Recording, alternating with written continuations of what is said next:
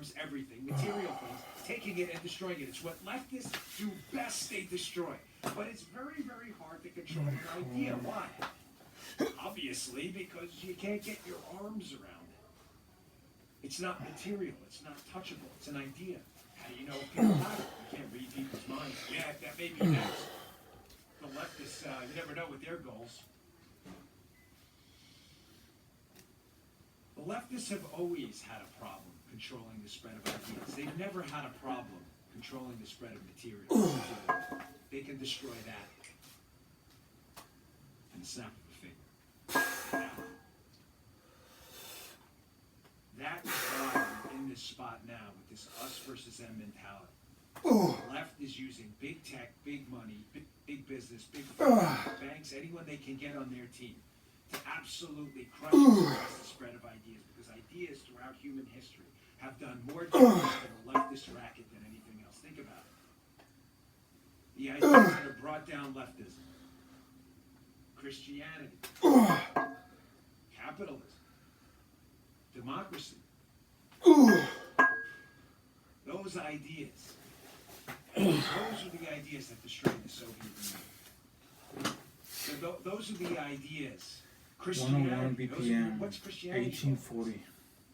Well, it was Pope John Paul with Ronald Reagan and Margaret Thatcher that arguably was the genesis for the fall of the Soviet Union. Lech Walesa, the labor movement in Poland and elsewhere around the former Soviet bloc. These were ideas. What's Christianity? You can't touch it.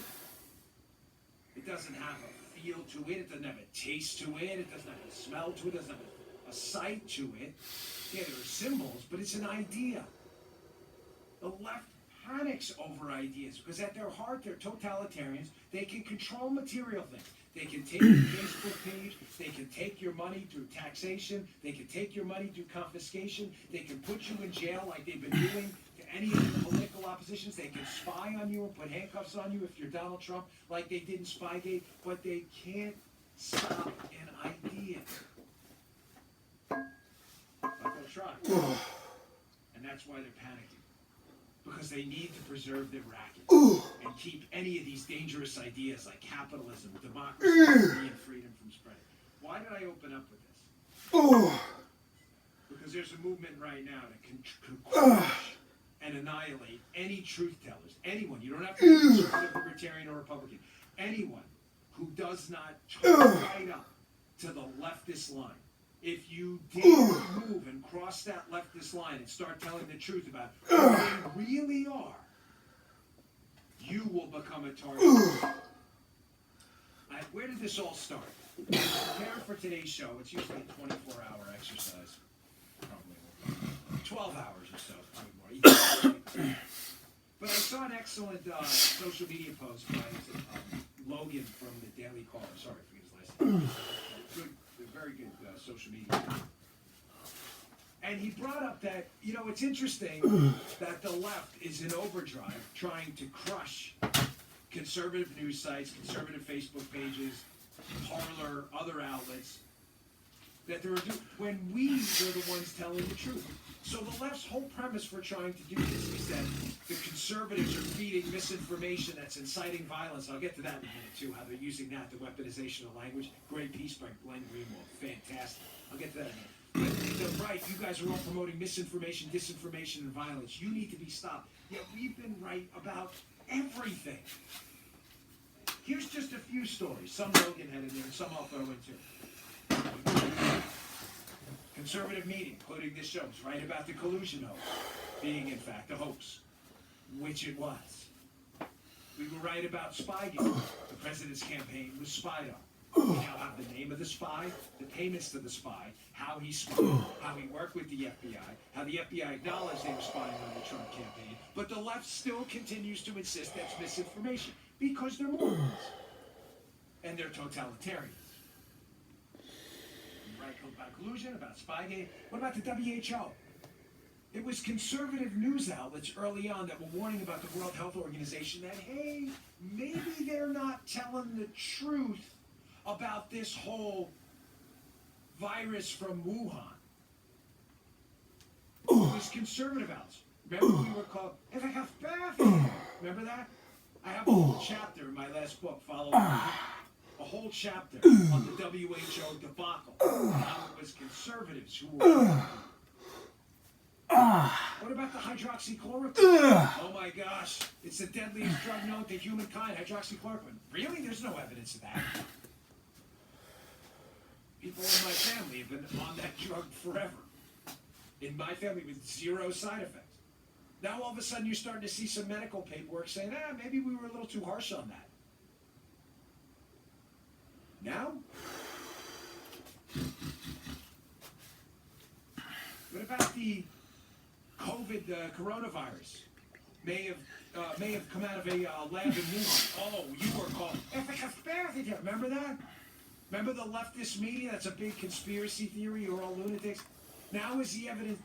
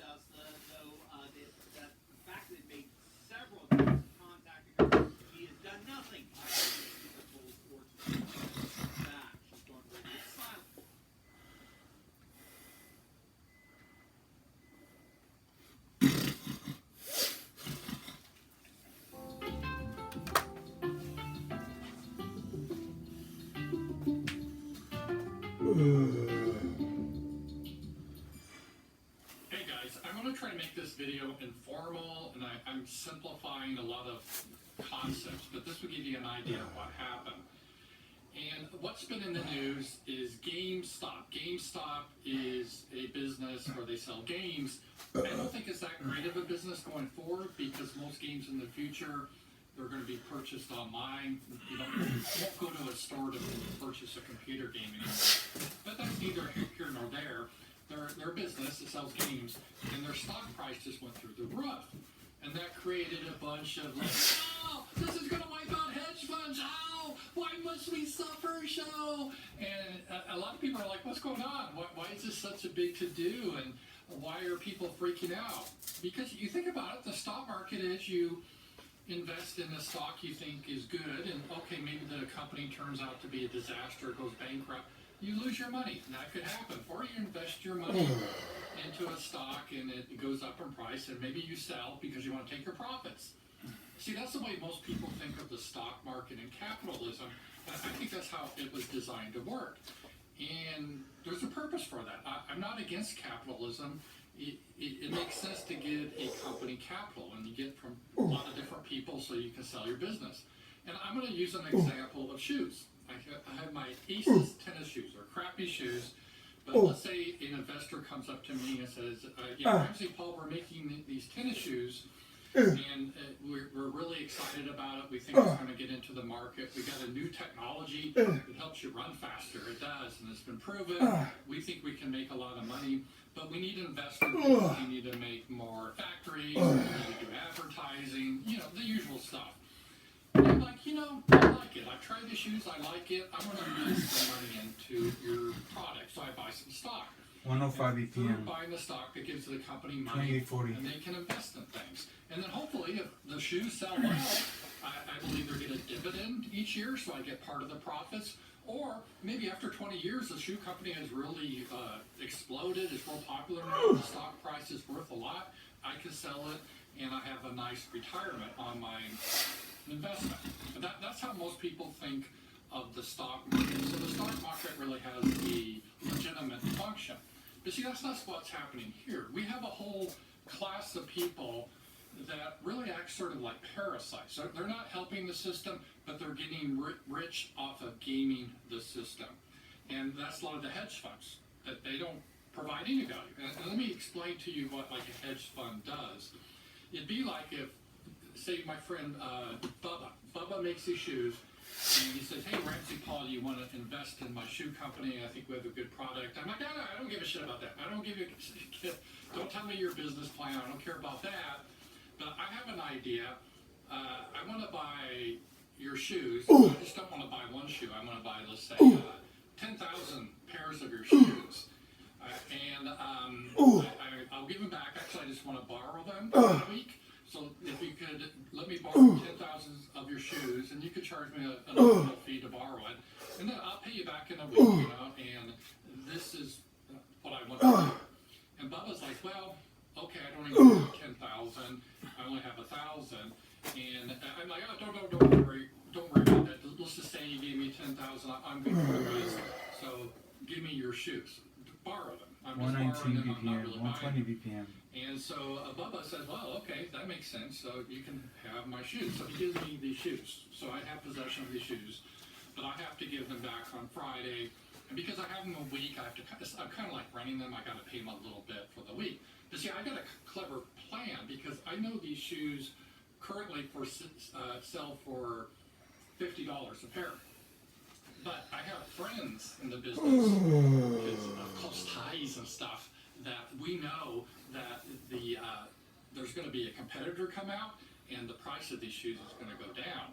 In fact, by next week, it's going to go down $20. So it's only going to sell for $30 a pair instead of $50 a pair. So what I'm going to do now, I got all these shoes. Yay! He lent them to me. They're not really mine, but I got them in my possession. I'm gonna sell them right now. Bubba doesn't need to know this. He doesn't need to concern himself. He just needs to work in the factory and make shoes. But I'm going to sell these shoes for $50 a pair because that's what they're worth. But here's my plan.